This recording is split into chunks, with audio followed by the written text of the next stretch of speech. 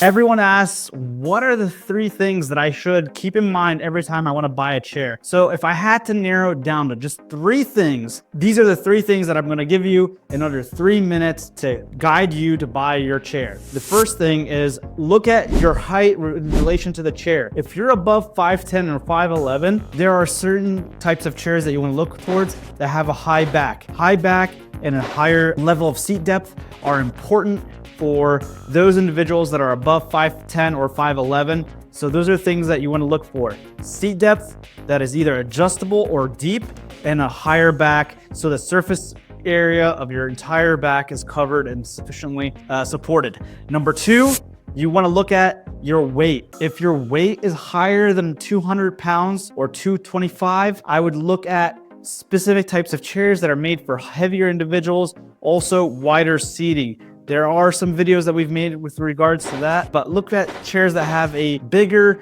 amount of width, and so that can then enable you to support bigger thighs, whether that's muscular or fat-based chubbiness that is supporting your thighs. So you don't want to be super constrained, and you don't want a tremendous amount of rubbing between your thighs because you're having to squish yourself in within certain confines. Number 3 is ailments. It's usually one of 3 things. So these are 3 subcategories within the ailments. Lower lumbar pain.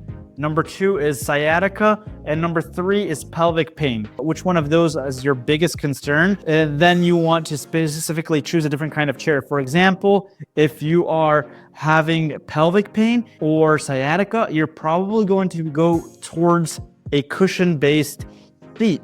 Now, that doesn't mean you don't have to do something that's entirely cushion-based, because there are a certain amount of chairs that are out there that have cushion-based seats, but a mesh-based back, so you still get the breathability in terms of the back, and you avoid swamp back in that direction. But if you are someone that has lower lumbar pain, then you might want to consider a entirely mesh chair so that you can avoid the lumbar pain, because a lot of times those individuals prefer a mesh back and where the focus is supporting only that lumbar area. So the lumbar support will be more pronounced through a mesh back rather than a cushion back. That's not always the case, but these are just general rules of thumb. I tried to give you this in the most concise manner because I know there's a lot more to it, but if I had to really boil this down to 3 things, this is what I would look at when I would go to buy a chair. Thanks again, and